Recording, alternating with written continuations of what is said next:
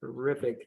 Well, good afternoon, everyone. I'm Roger Hartley. I serve as Dean of the College of Public Affairs at University of Baltimore, and I wanted to say today on behalf of the entire University of Baltimore, our William Donald Schaefer Center for Public Policy, and the College of Public Affairs, we want to welcome you to the kickoff of our series, Voices of Public Service. We are absolutely thrilled to have with us today our kickoff speaker, Senator Antonio Hayes from the city of Baltimore. And Senator Hayes, also his district represents the University of Baltimore. We fall into his district. I wanted to just say a couple things about the series and then introduce my colleague who's here today too, our leader of the William Donald Schaefer Center, Dr. Ann Cotton. Ann, thank you for everything that you do.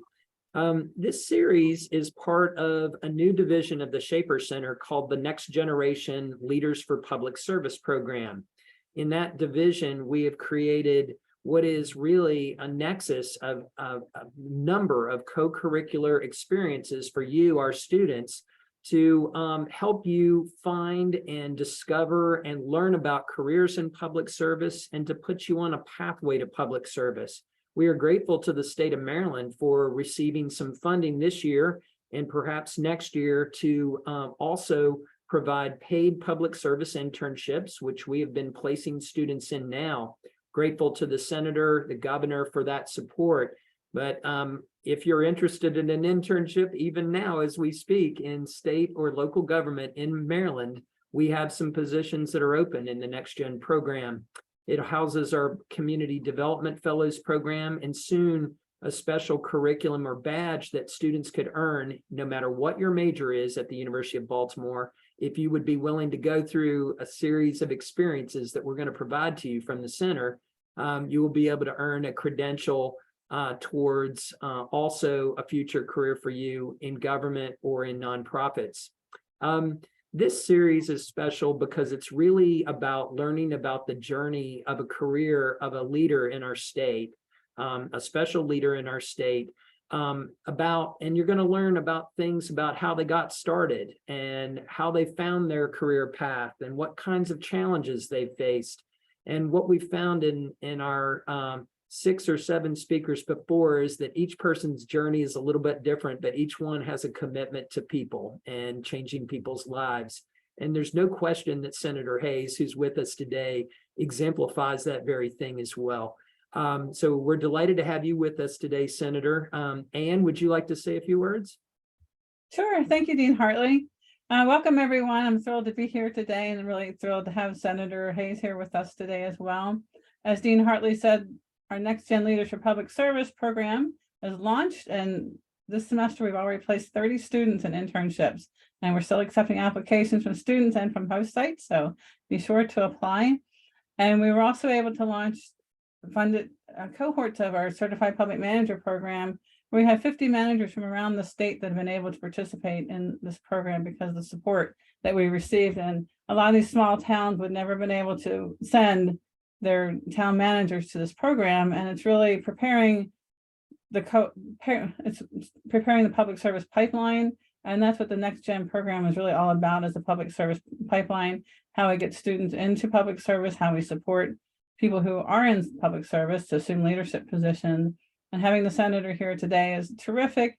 And my goodness, reading your resume, which our students are going to be so thrilled to hear about, you have done so many fabulous jobs in public service. I think you could do the tour of public service for our students, tell them all the different things you can do with your degree. So I'd like to start out by asking you, Senator, how did you get started in public service? And what were some of the first positions you held before elected office, and how did they help you? No, that's a good question. Actually, I could trace my first start. And first of all, thank you, Dean Hartley, and Ann for having me. Senator Antonio Hayes, representing the 40th Legislative District of Baltimore City, which covers mostly West Baltimore and significant portions of downtown Baltimore. I could trace my public service back to civic engagement in the after-school program that I participated in. It was an organization called Youth United for Success. I grew up in a Penn North community, and there was a group of young professionals who developed an after-school program that encouraged us to take part and to participate intentionally into affairs that were happening in our community and in our city. And so that's that. As I think back, that's probably the earliest time that I've seen my participation in public service. I guess later on, when attending as a student at Frostburg State University, I came home one summer and I didn't have a summer job. And a cousin of mine, and this was in 1998, was like, hey man, you don't have anything to do. There's this lady named Verna Jones who's running for the House of Delegates. You should come and volunteer and help her out. I'd never worked on a political campaign ever, but I tell you that experience changed my life. What it did for me, it helped me to understand, especially from my perspective, that some of the same issues and concerns that I was dealing with on a micro level in my own community was shared by communities throughout Baltimore and throughout the state. I had such a good time that summer when I returned to school back at Frostburg, which is 3 hours away from Baltimore City. I felt a little detached and like a little bit of emptiness because I had such a good time at working on this political campaign. So I teamed up with a dear friend of mine, Andy Miller at the time, and we just recruited students that were interested in student government and others. And we actually, while I worked Verna Jones' campaign that summer, he worked Paris Glendening campaign for governor. And so, obviously, House of Delegates and Senate seats are confined to a geographic area. The governor's seat is across the state. And so we got together and started organizing students and individuals across Western Maryland. And that was the highest amount of votes that any Democrat have received for any gubernatorial campaign in the state of Maryland. And I believe a lot of that was due to the work that we did in organizing people up in Western Maryland. Thank you. Indeed. Thanks. What were some of the jobs that you had after those initial experiences before you went into elected office, and maybe what lessons have you taken from those positions? Yeah, so oh my goodness.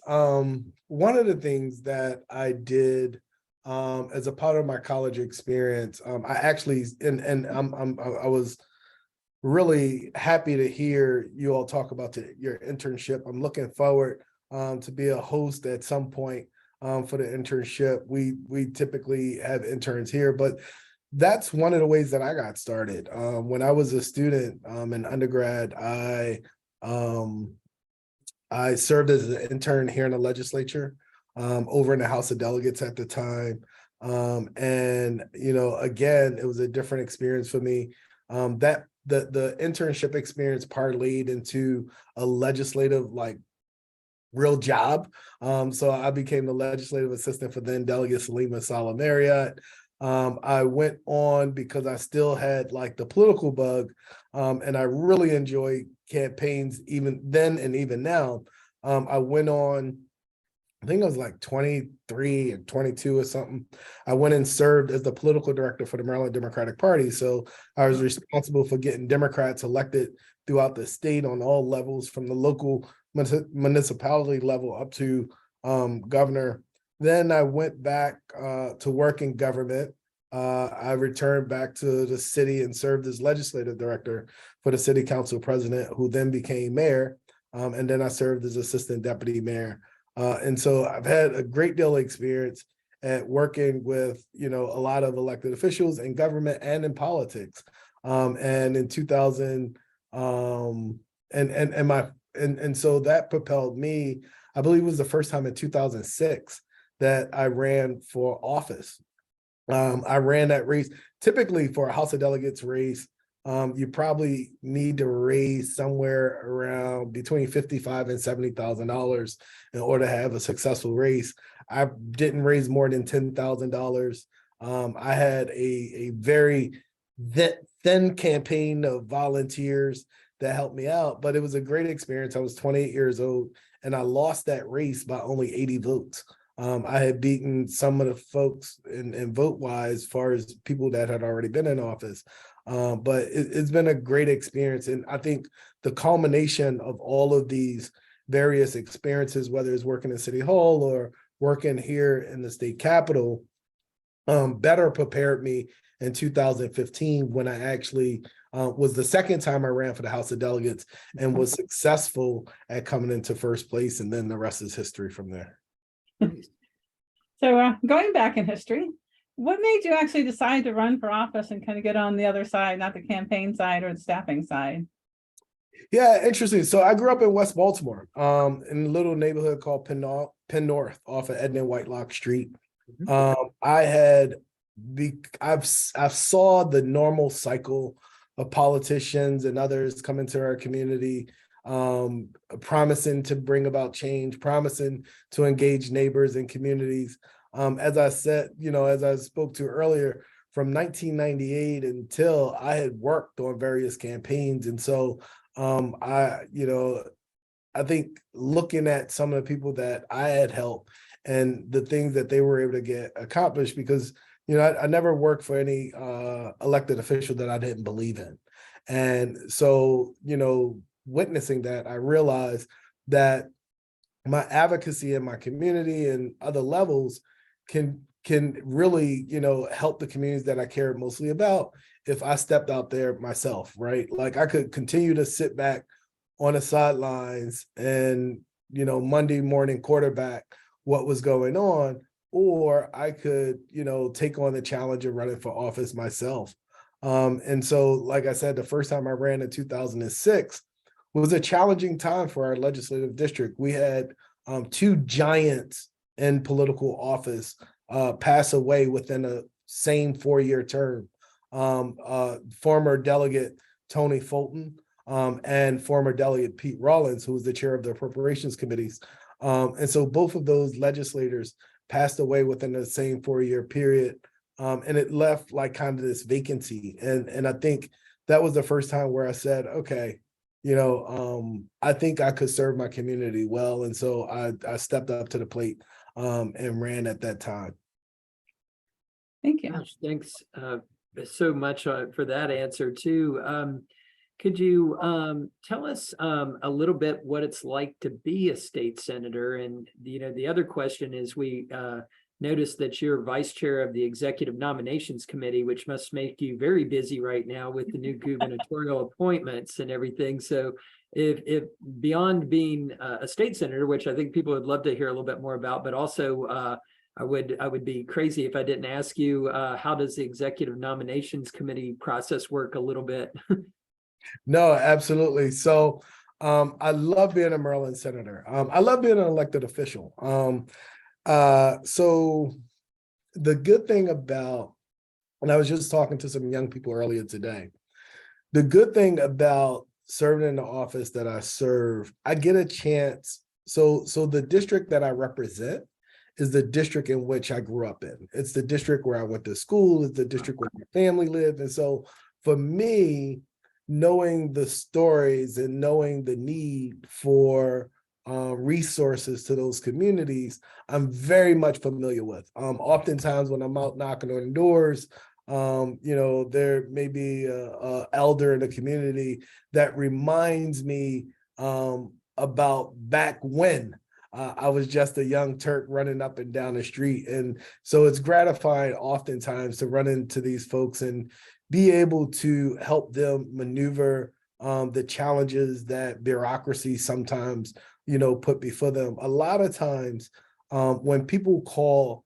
their state senator, their state delegate, or their city council person, they are almost at the end of their wits in trying to deal with government. They've already tried to, call people at the agency in which they may have an issue, or they may have already, tried to resolve the issue on their own in some cases.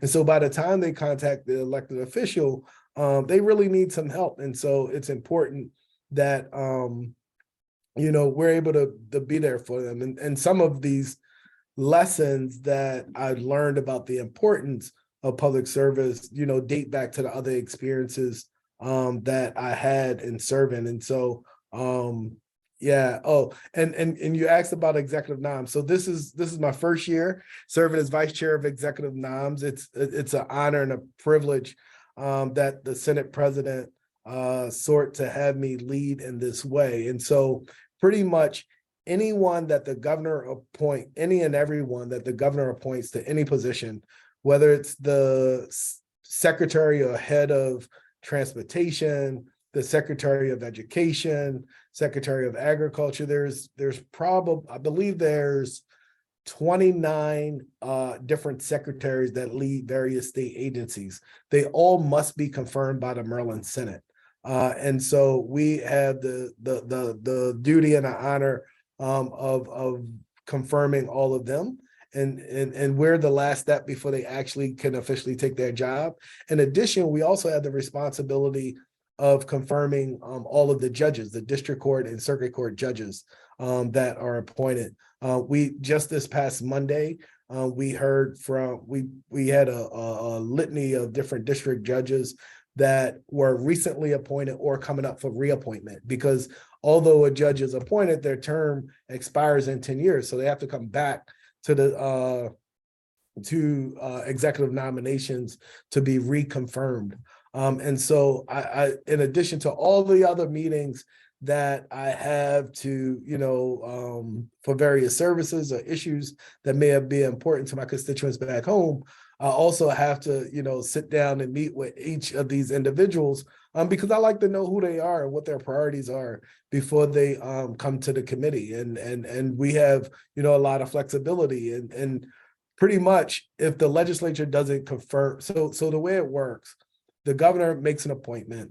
He either makes an appointment during session or during an interim. If he makes it during an interim, which in this case, there was about, I think there was like 159 appointments made by Governor Hogan in the interim. So when we're not in session from January through April, between that time, Governor Hogan made about 159, 160 appointments.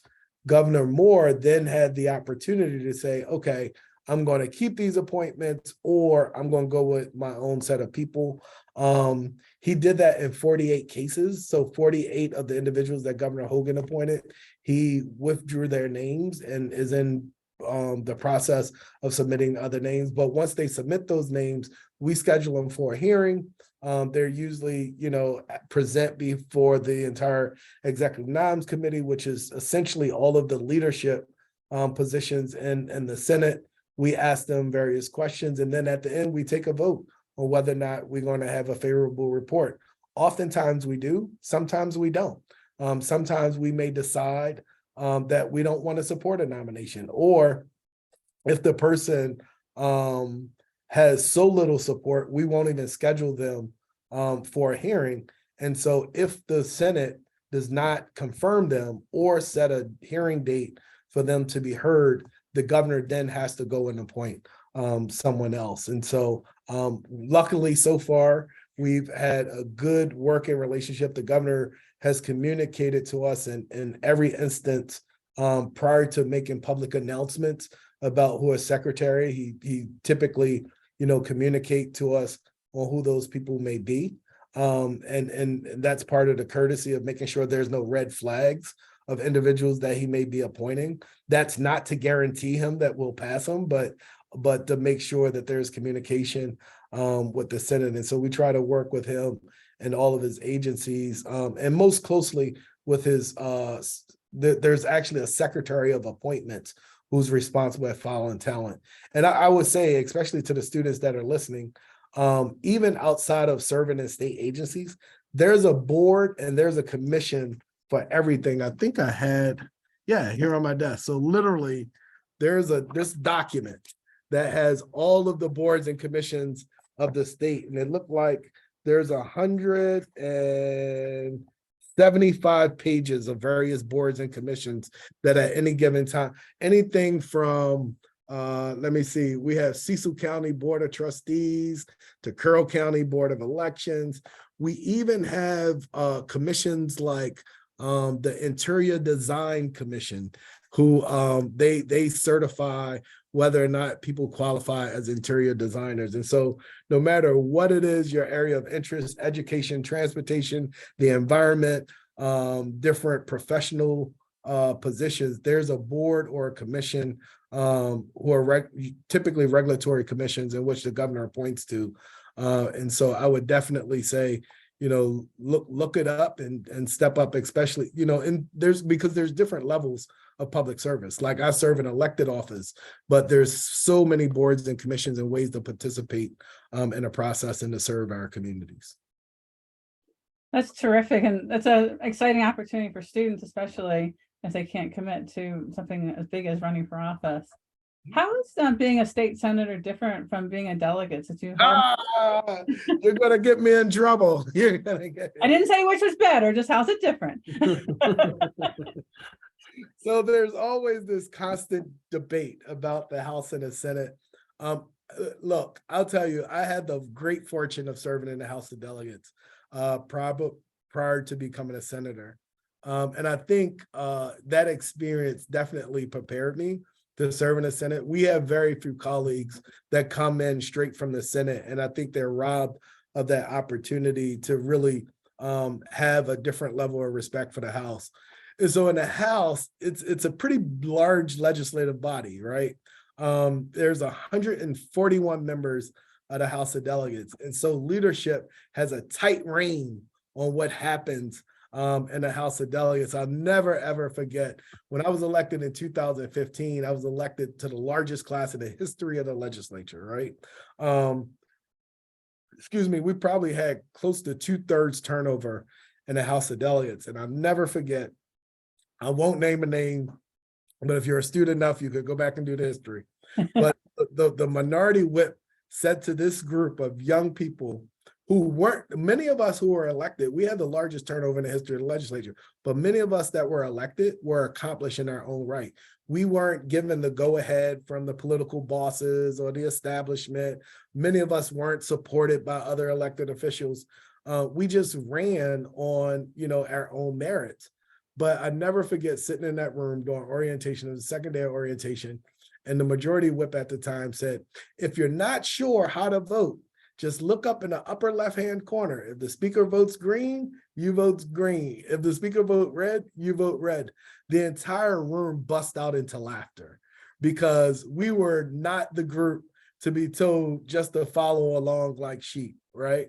And so there were some growing pains in that legislative session. I think many legislators who had been here before us and had more seniority, obviously, they thought as new folks, you should just, be quiet a little bit and watch and learn. But that they quickly learned that was not the case in this group of individuals. And so, but in the House of Delegates, I think you have so many people with so many different experiences and so many different ideas. I do value the input and the quality of legislation and the work product that comes out of the House of Delegates. In the Senate, there's obviously a smaller number of us. There's only 47 members of the Senate. We all are pretty much independent agents.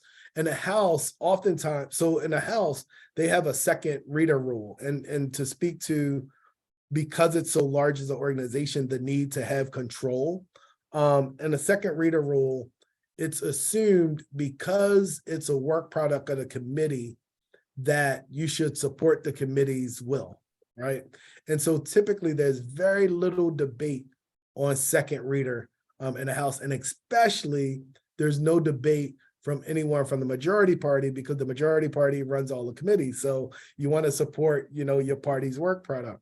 In the Senate, that's not the case. It could go down at any given minute, no matter what the issue is. It could break out into a debate, no matter how big or small. And I never forget my first year in the Senate, there was a bill on second reader. And then there was a senator, just a senator, now he's a Senate president named Bill Ferguson, who raised objection to a bill that came out of my committee. The bill came out of my committee unanimously. I voted for it, the chair of my committee, no one voted against it. He got up and spoke to the bill, raised some issues. We debated it back and forth. And at the end of the day, because of his feedback and input, when the bill came back for voting on the floor, because at this point it's out of committee, me, the chair, and several members of the committee who had voted for it to come out, voted against the bill, right?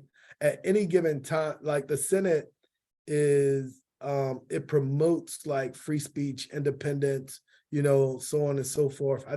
I think because the House is such a large body, it's a necessity to have, tighter rein or whatever. So that is what I don't miss about the House. I do miss the kind of collegial atmosphere that's fostered in the House. And I think my experience in the Senate is so much better and well earned because I've had a chance to serve in the House of Delegates.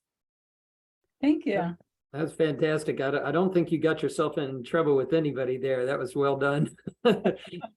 And really interesting. Honestly, we're gonna dig deep into your history here on this next one and see what you think. But you worked as legislative director for Baltimore City Council president at city level, local level. What does a legislative director do, and what are some of the challenges or things that you remember doing in that role that were maybe different or interesting? No, absolutely. I think those were some of the better times of my life. So as legislative director, especially for the city council president, you're pretty much like the train conductor or your air traffic control and all the stuff that comes through the city council on behalf of the council president. And so as your legislative director for the city council president, you're not only responsible for the president's legislative agenda. In my case, I also was responsible for a lot of her politics. And so I work with the 14 members of the council at any given time on their legislation. I was actually responsible for assigning what committees would hear their bills. So like if it was a bill that the president wasn't too happy about, we had the authority and the flexibility if needed to assign it to a committee where we knew it may not come up for a vote, or if it was a bill that we really wanted to pass, we could send it to a like committee or whatever. And also like chiefly responsible for developing the council president's legislative agenda. And so, when I ran in 2006, I was full of energy, determination, and a commitment to service. I think losing that campaign was probably one of the best things that ever happened to me because I was so young at the time and I hadn't had as much as the experiences that I've had. Losing that race, I had an opportunity to go on and working for the city council president, being a staffer, learning the interworkings of government. Working in the mayor's office, I had an opportunity to do that as well. And so I think in 2015, when I ran for the second time and won, I was much better prepared to serve in an elected office. And I'll tell you, my former boss in the city council president's office used to joke all the time about how many times she's fired me, right?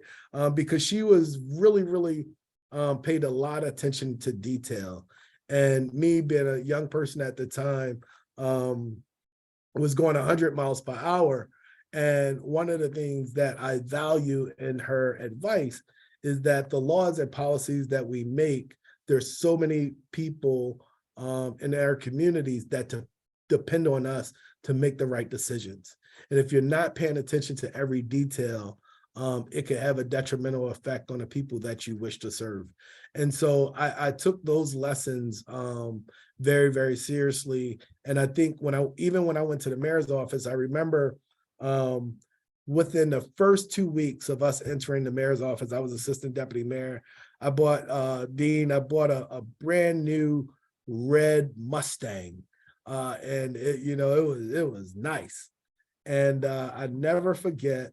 I had to go to the snow room with the mayor at the time, and each agency's reporting out on a progress because we have in the snow room and in any major event in the city. there is a control room that the mayor goes in and could view cameras and monitor different things that's happening around the city. So for a long time, especially working in the mayor's office, I'd never been home during Thanksgiving or New Year's or Christmas, because although we're at home enjoying ourselves celebrating, city government still has to run. So, the police department has to respond to calls for service, fire department, ambulance, or whatever. But I never forget, we had that snow, and all of the agency heads were reporting to the mayor about the progress that they had made, and all of it was good news. But the mayor, who had served as city council president and had once served as city council, had relationships in the community of people that had direct access to her. And so you had these senior citizens and these folks from all over the city calling our cell phones like, they didn't do my street. And, I haven't seen a plow this entire snow. And so me being a, political science student and understand, took a couple of management classes, my instinct in theory was to listen to the guys who's responsible for doing the job, right? If you have this guy who's making six figures, he's an engineer, he has all these credentials, you've appointed him to be director of transportation, we should be able to trust the information that he's given us. Not the mayor. She listened to the little old lady across town who called her cell phone and said they weren't doing their job. And she came in and said, I want you to go here, I want you to go there. And in that experience, we learned that all that was being reported was not true. And the little old lady across town and the other individual in another part of the neighborhood, they were reporting real life about what was happening. And so I take those experiences with me and not only trust but verify oftentimes, especially because of the what's on the line. There's any given day we make decisions that affect thousands of Marylanders. Right now, just last week we had the governor's budget delivered to us. We will be making decisions in the very, very near future on a $64 billion budget, right? And that's your taxpayers, that's my taxpayers, and all of us. And so the lessons that I've learned from working in city government and other places, especially from some of my former supervisors, is pay attention to the details, because details matter, right? A piece of legislation that's introduced in one form, I said this on the radio the other day, in the legislative process, sometimes it's like Christmas tree decorating. You introduce a bill one way, but everybody want to put an ornament on it. And before you know it, the bill looks completely different than what it looked like when it was first introduced, right? And so you have to pay attention to the details, pay attention to the process, and also trust and verify, because there's so many people that's counting on you to make the right decision.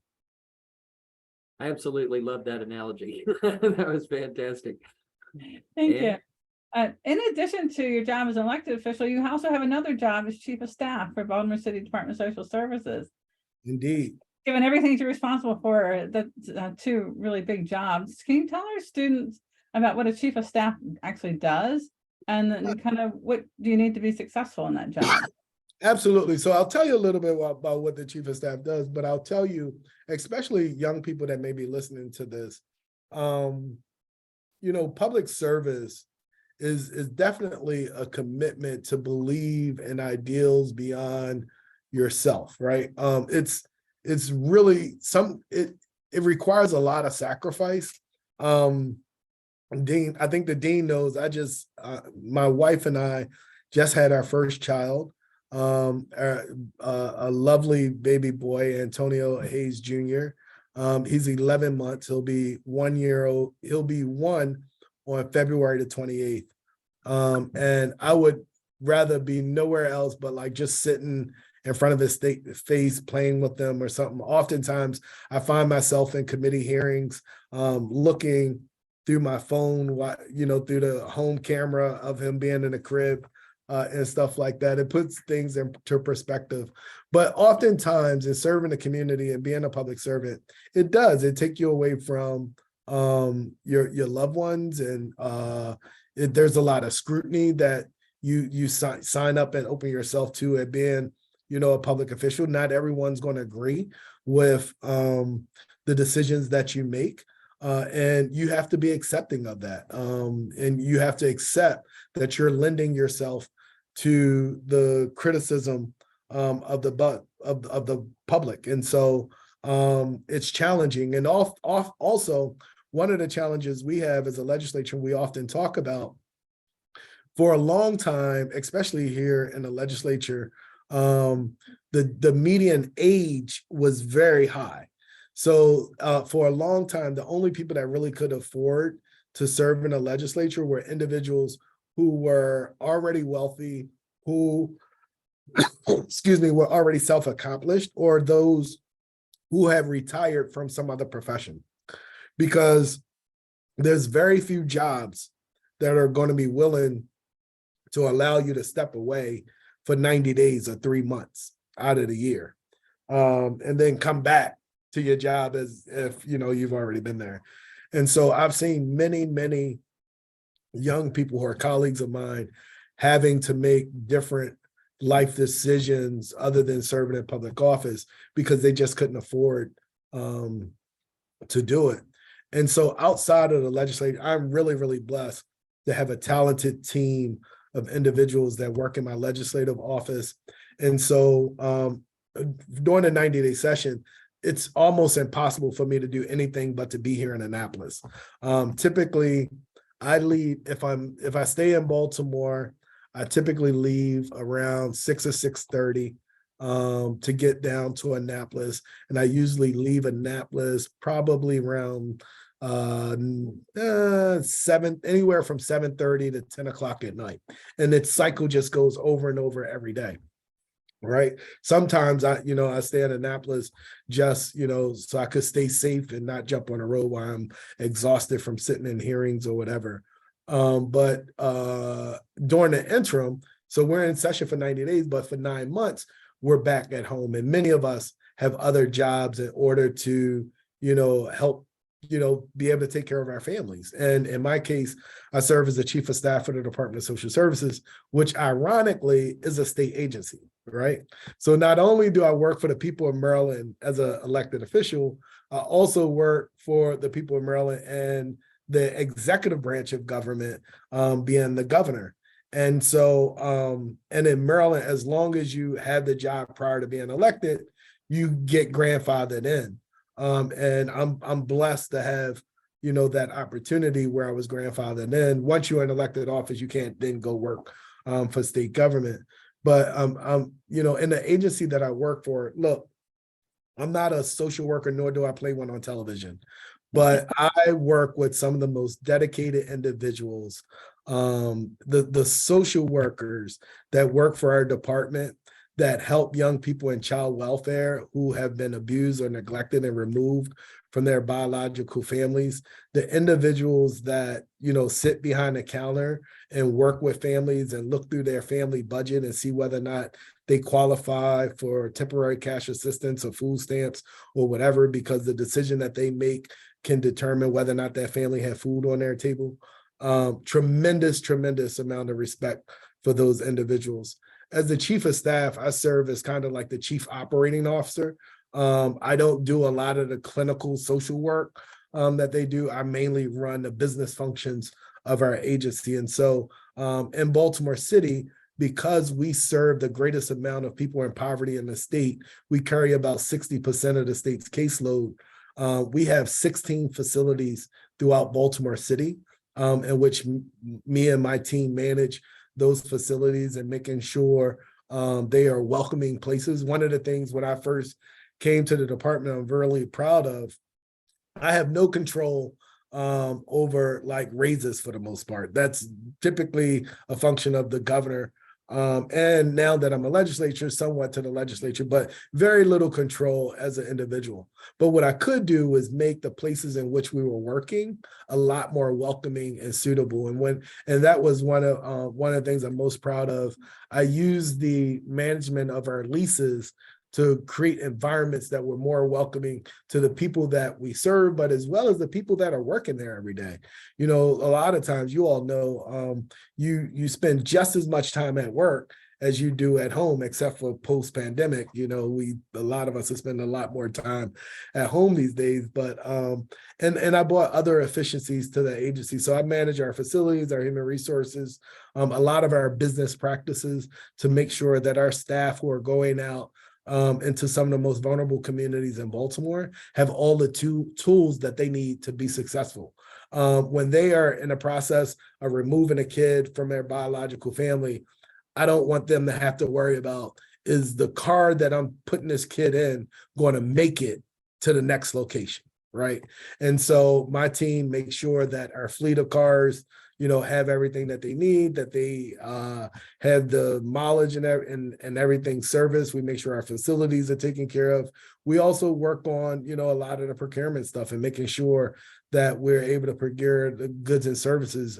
My team really stepped up for the agency during the pandemic because we had become so used to people working in the office. Everyone had desktops, no one had laptops. And so we had to, you know, really work really hard to secure all the equipment that we had with supply chain issues and everything. And so that's what I do as the chief of staff of the Department of Social Services. But I so honor and respect the job that a lot of our line workers do in making sure that families are safe and protected from harm in our communities. Thank you. It's very interesting. I did a study a long time ago, and I was in every social service office, I think, in the state. Lots and lots of caseworkers. Yeah, amazing people. Big job, definitely. We have a couple programs in Human Services Administration. We don't do social work, but a lot of our students in those two programs go into those fields, county and city offices, and they're just doing, you know, really great stuff. A lot of you know, I wasn't going to jump into the chat questions, but I saw one that was really relevant to what you were just speaking about, Senator, about sort of the role of balancing the two positions that you have. And I think you got that next question I was going to ask already, but Professor Adler, Joe Adler in our chat asked about how do you feel about sometimes the proposals to shift from a 90-day session to a full-time session, and he notes with appropriate compensation, because honestly, you're a part-time employee when you're a senator. But what do you think about that as a notion, and is that the right notion? I don't know. You know, oftentimes, you know, I reflect and I wish it was. I wish if my only job was to work on behalf of like the neighborhoods that I grew up in, I think I could get so much more done, and, you know, things would happen. But I also appreciate and honor the role that we play as what we call a citizen legislature.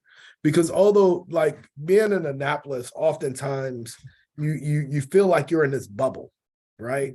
Like, and there's the rest of the world going on outside, and there's real people struggling with real problems. I think having the 9 months back in my legislative district, talking to families, problem solving with communities, and advocating on behalf of folks, oftentimes give me perspective at why I'm actually here. And I often spend whatever time that I have outside of here to return back to the communities that had the greatest amount of need. Every Monday, on Mondays, we don't go into session till 8 o'clock at night. And so my team knows before I come to Annapolis, I want to go to a school in my district, right? And I talk to the teachers, I talk to the administrators, I talk to the students, and the students have some of the most fascinating experiences.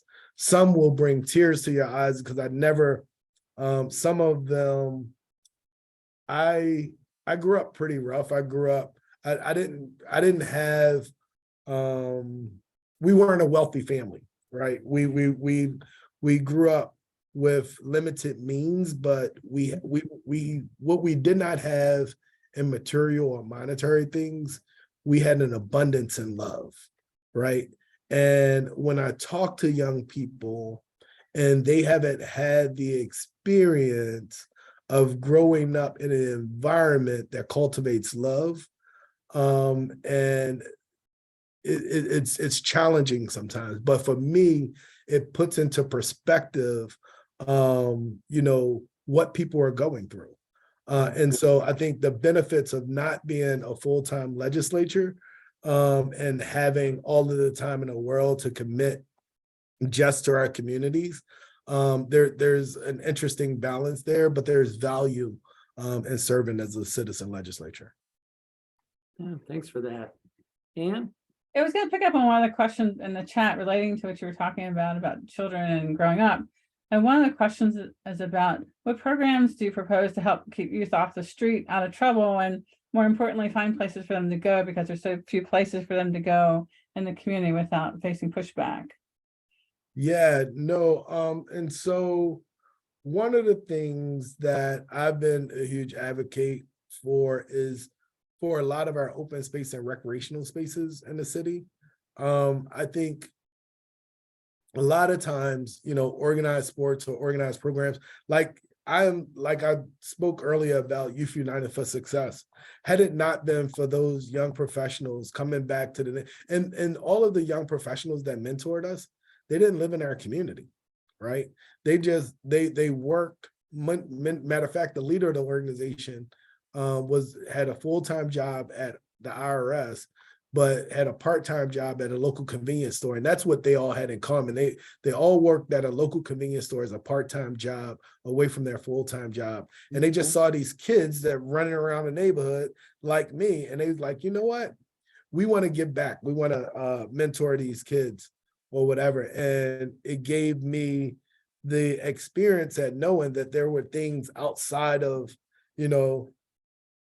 Penn North or outside of our community. I think those type of experiences, and I kind of lost the question a little bit. So what can we do about youth, giving them Right. places to go? Yeah, and so I think that the Youth United for Success provided that opportunity for me. There's other organizations and places like that.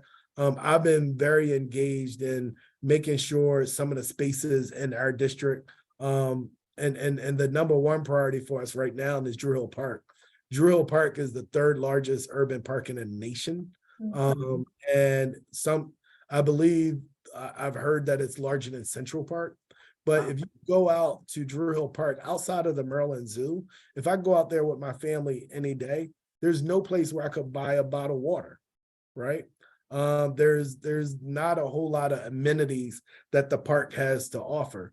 And so, and the state spends a tremendous amount of money in making sure and trying to make sure we have these opportunities. So in my district, I have Drew Hill Park, Curl Park, and a couple other parks, making sure that those institutions have all the things that they need to be successful, but also supporting some of these community-based programs and mentorship programs that exist in our communities.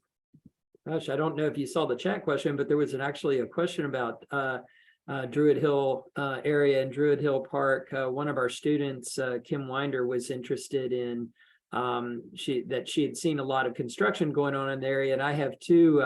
What are some of the things that are going on there developing? Is there also work on housing for adequate housing services, or is it more infrastructure for the park, that type of thing? Yeah, so what the construction that people see going on now, after 9/11, the EPA made a conscious decision that our drinking water, which is out at Drew Hill Park, the reservoir is our drinking water. It's our reserve. That it should not be exposed to the elements, right? Because at any given time, if a terrorist wanted to devastate a city, God forbid, they could back up a truckload of cyanide, and that would eventually seep into our drinking water. And so the EPA across the country has set new standards, and that the reservoir water that we use for drinking water have to be covered and preserved and not exposed to the elements as it once was. And so what you see is our drinking water being preserved in tanks. But one of the great things that the Department of Public Works and Recs and Parks have done in partnership is although they have to meet this requirement, this very technical, scientific like specifications, they've used that as an opportunity to create more open space and more space to entertain, like the actual tank in which the water will be stored. Above that, they're planting grass and an amphitheater for outdoor concerts, right? They're also preparing to do, they're going to build a boathouse and a restaurant and a pedestrian bridge, so people that's coming from the community could easily get into and access the park. As a kid growing up in Penn North, I don't know how we did it now that I look back, but coming across Drew Park Lake Drive was like an adventure. There's 6 lanes, if not 8 lanes of traffic that you have to get across. Now, they now have a light there as you cross over Fulton Avenue, but when I was a kid, that light didn't exist. Like, you had to just like wait until you had a break and just try to, run and make it cross there. But what the city and its wisdom is doing is providing greater opportunities and greater access for pedestrians to get from the communities over into the park and do some other things. And for me, it's really, really important that we create opportunities to do commerce. So if there's young people that might, I see a lot of kids sometimes at intersections, whatever, selling bottled waters. If they had a concession stand right there in Drew Hill Park, there's an opportunity to set up a small business that could later parlay into something else.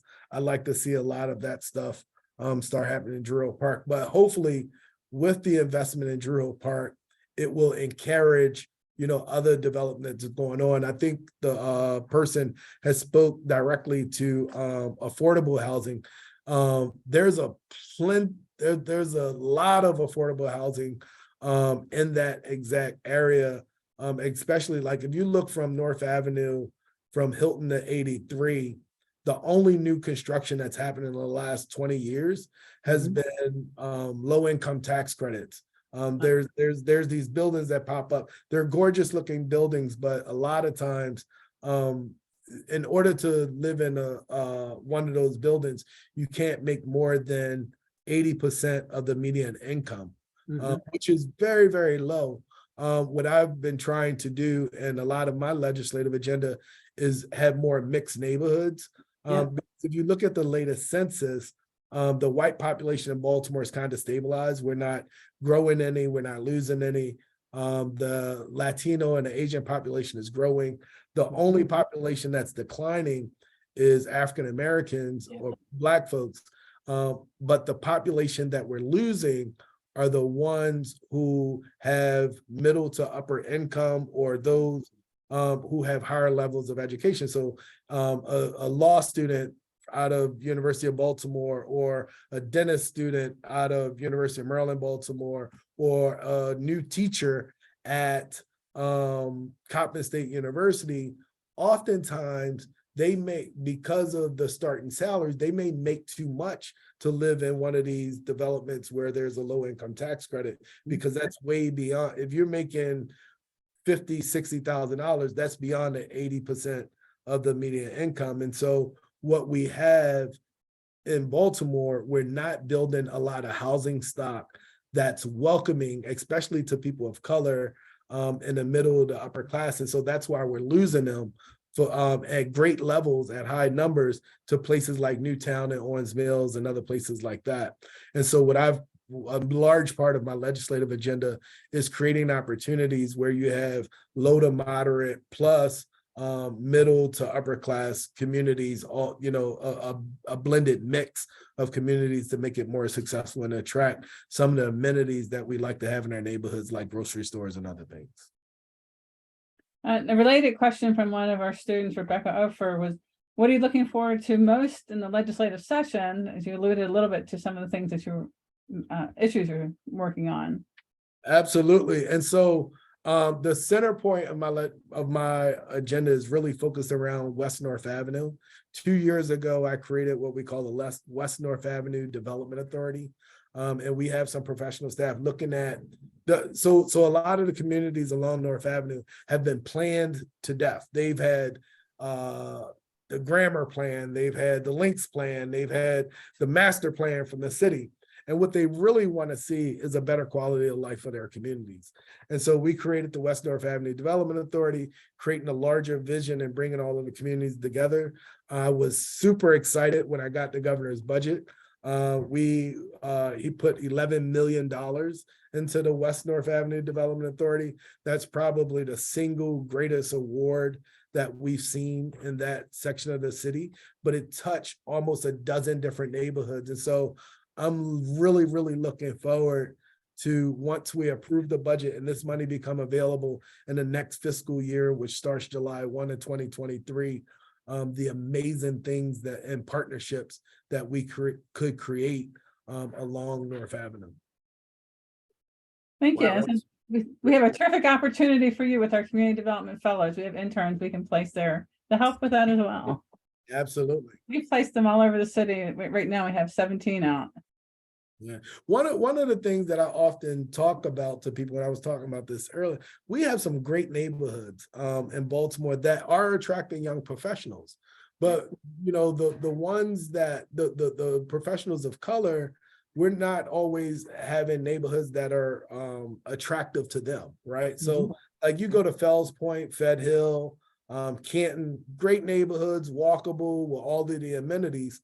But if you look around, especially as a person of color, and you're trying to make a decision on where would you go to worship, or where would you go, you know, to get your hair did, or, you know, for other things that culturally are inviting, especially, you know, to people of color in their communities and their ethnic traditions, they're not always, you don't see those type of communities popping up. And we hope that like West North Avenue would create that opportunity. We have two large anchor institutions in Maryland Institute of College Arts and Coppin State University, and University of Baltimore being not that far away from there. And so there's an awesome opportunity to really make it the type of place where you see an eclectic group of individuals and cultures come together and have a vibrant community.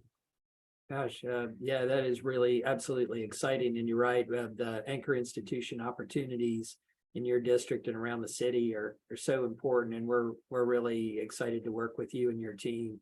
And you mentioned the community development fellows. We've been placing for years students at Pennsylvania Avenue, Main Street, and with Wanda Best at Upton. And there's just been some unbelievable work come out of those organizations. And we've had our students get a chance to be a part of it. It's just really amazing. We'll be happy to partner with you in the future as a university for sure. We've got a question on our list, but then someone else grabbed it on the chat too, Senator Hayes. And this one's really great. It's really what role have mentors played in your professional career? You mentioned Senator Verna Jones Rodwell. I know earlier in your talk with us, but or just maybe how important mentors are to our students. Yeah, so there are a couple of elected officials that I see as mentors, but most of the mentors that I rely on are not in elected office. But having someone to bounce ideas off of, especially, you know, individuals that have had lived experiences, is so important to me.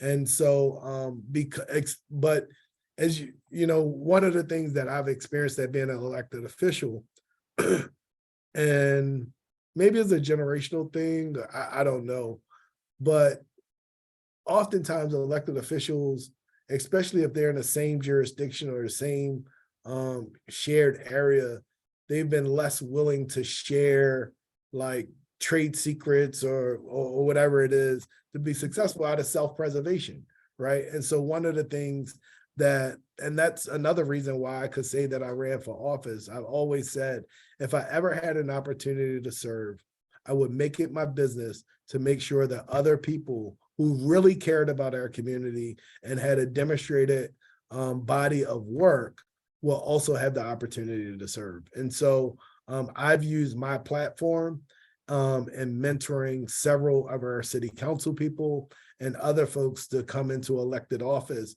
who I believe will represent our communities in the way that they deserve to be represented. And so mentorship is so important. We have one council person who was, it's the reality that it takes various resources. Like one of the things in order to run a successful campaign, unfortunately, is you have to have the ability to raise money.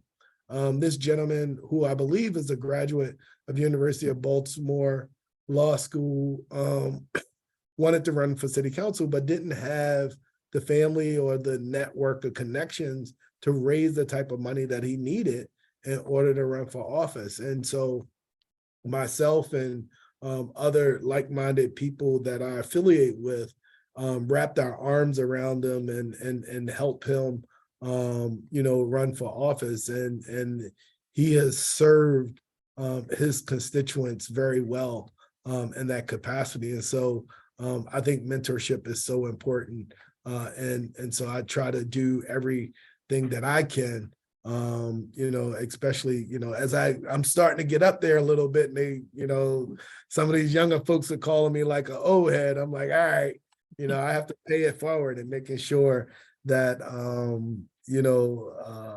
at least to help people guide or meander through some of the challenges that they may possibly face.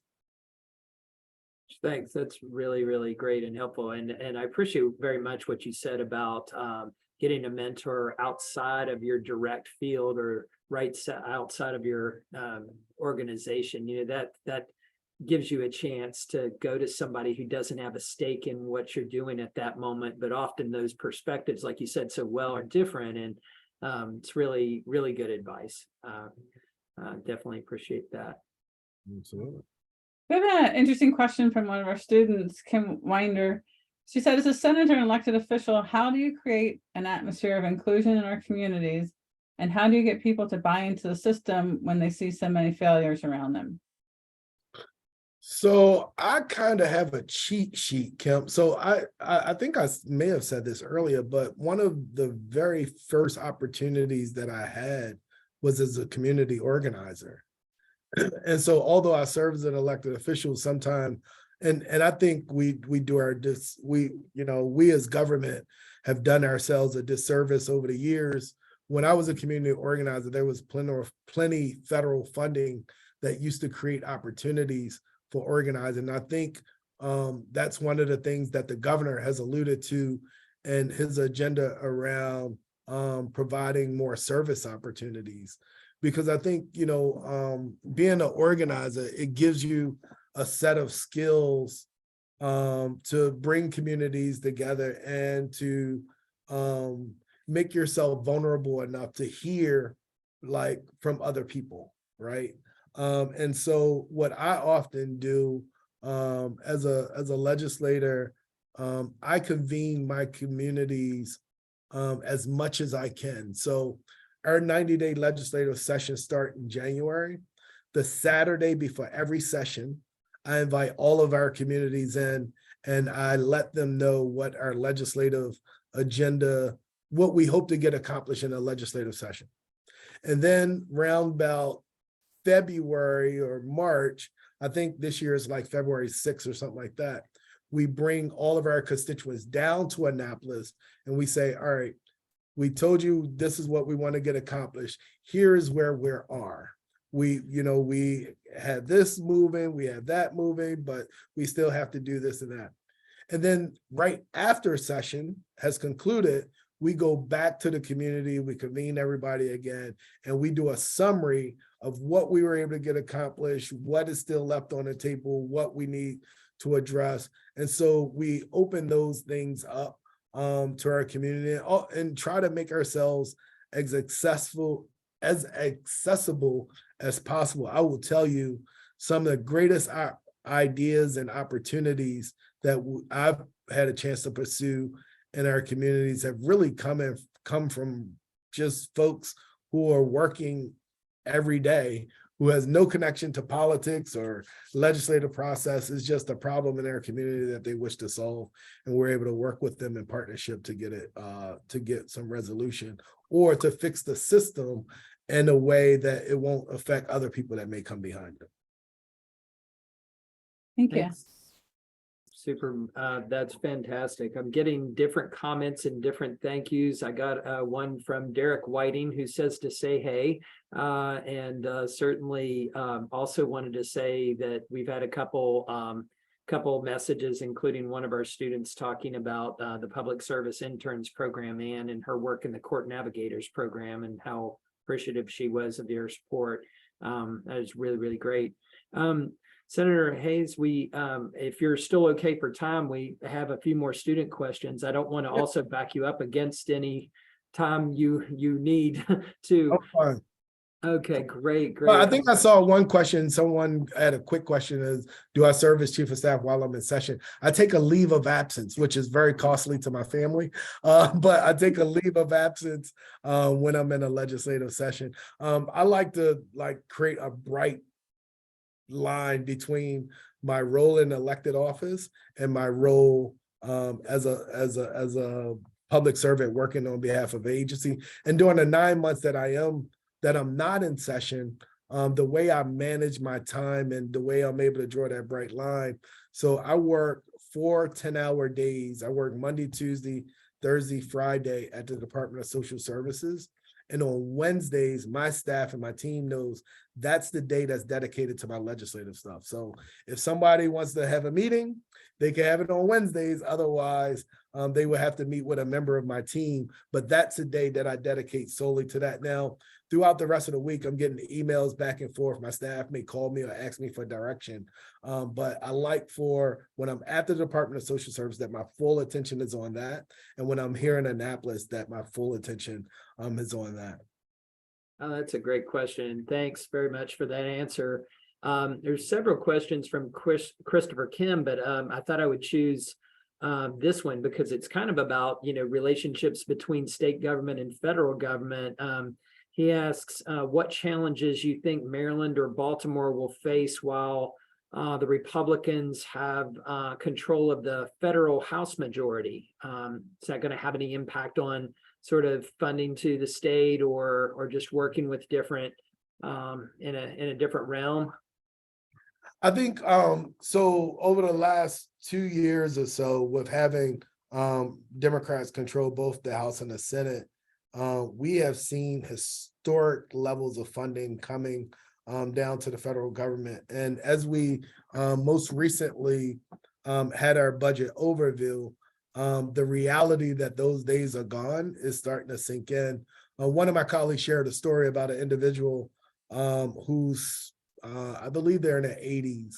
And during the pandemic, there was supplements given by the federal government to help individuals that was receiving SNAP benefits. And so SNAP is pretty, in the streets, they call it food stamps, but essentially it's the lifeline that many of our Marylanders depend on in order to put food on their table. And they was getting, during the pandemic, they was getting like $240 a month. Now that all of the federal aid is starting to go away, that individual will go back to receiving $24 a month. And that's challenging for a lot of families. And so we have to figure out from a state how we reprioritize those things that work when we were flushed in cash and those things that are like core services. And that's going to be a challenge going forward. I think we still have the luxury of celebrating having a surplus now. But if you look out at future years, as we make a commitment, especially as it relates to public education and fully funding the blueprint for Maryland's future, and in FY27, we're looking at maybe facing a deficit as the economy goes through a downturn. And so we have to plan for that ahead of time. But there are going to be consequences. And we say this always, in a business and, election have consequences. I think, having those two houses with different ideologies and different agendas will have effect on all of us. Yeah, thanks for that. And one of the related questions was about the SNAP reverting back to the pre-COVID amounts and whether that's premature. really? Inflation is high, so what can be done about that? Right. And so one of the things that, the state will have to figure out if they could afford to supplement it. And I think that question is going to be debated in this legislative session. And that if we're able, how long are we able to sustain that given all of the other competing priorities?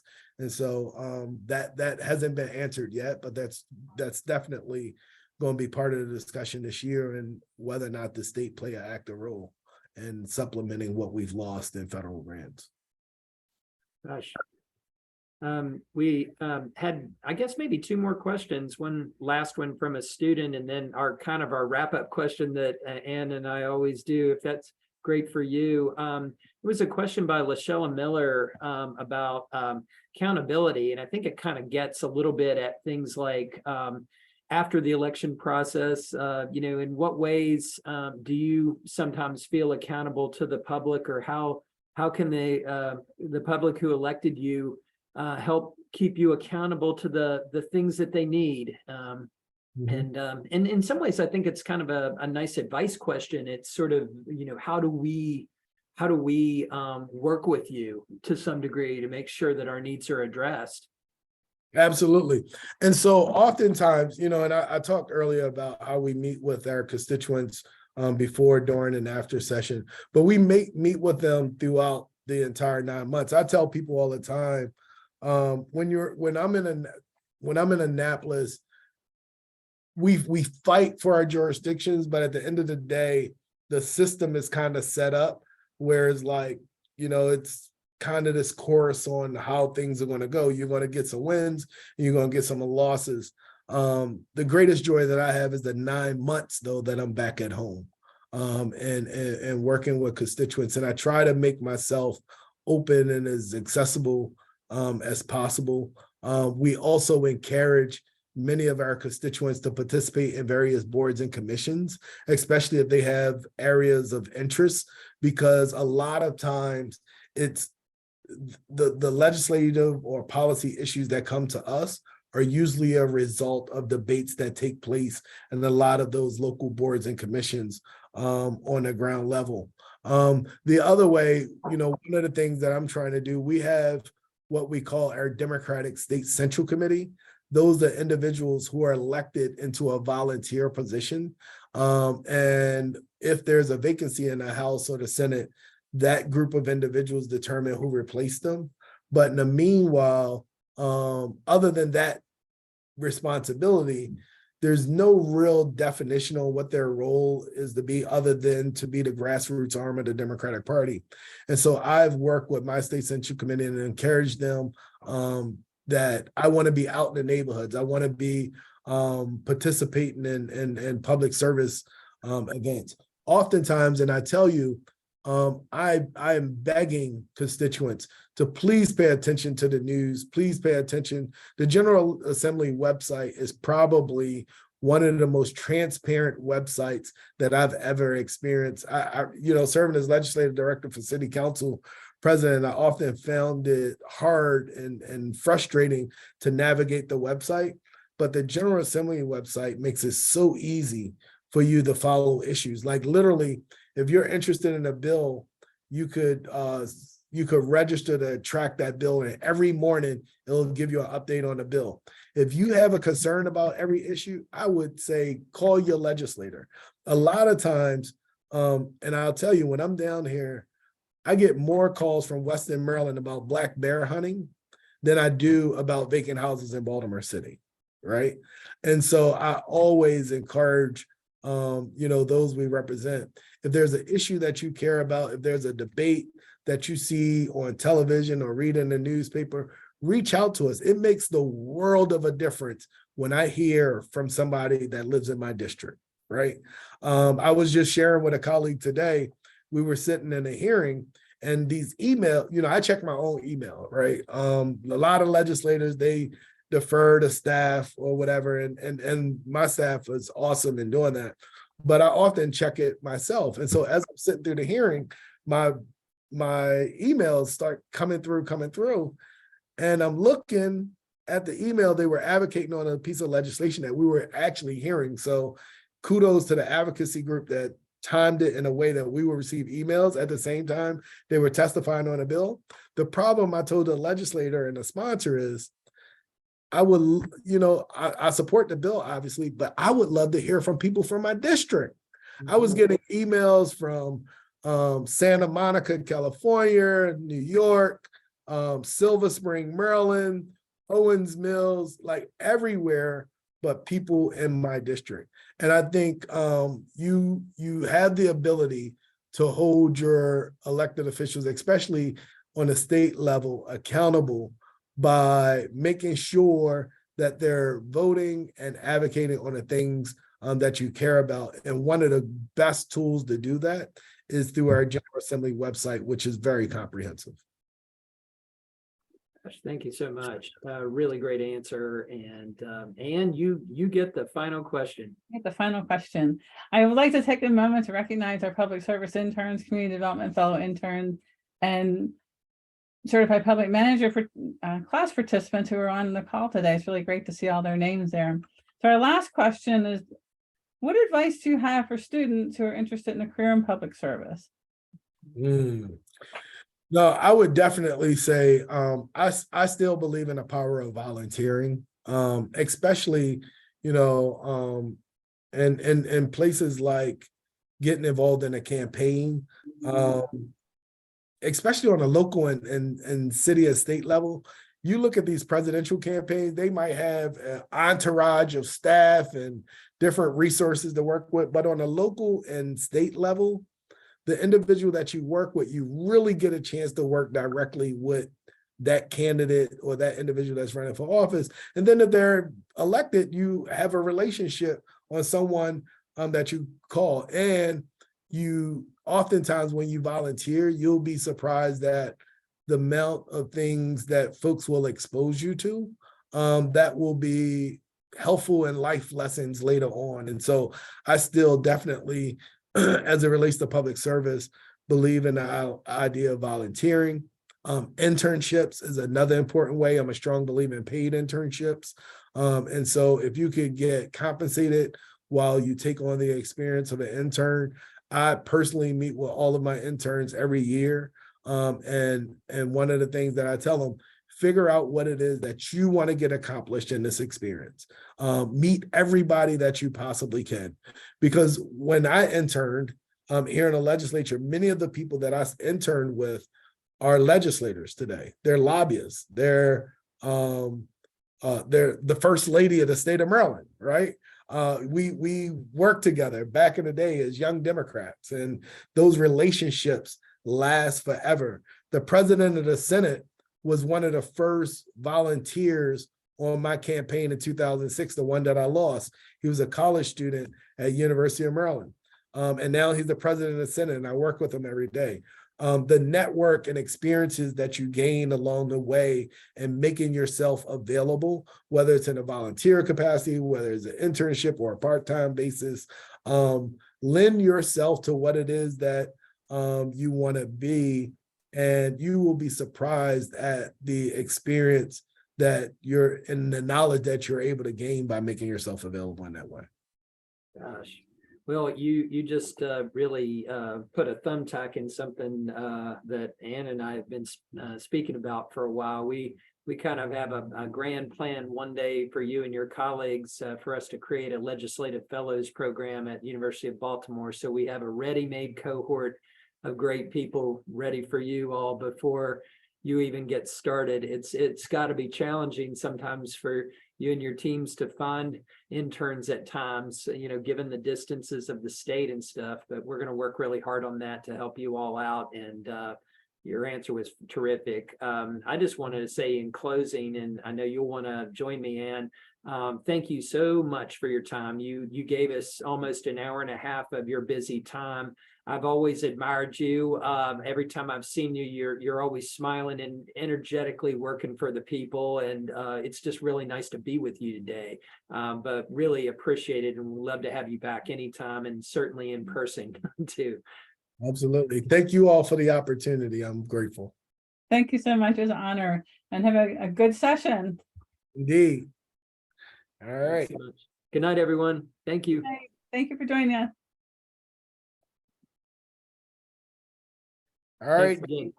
Hey, thanks again. Have a great one. I really appreciate everything. Indeed. You too. Bye-bye.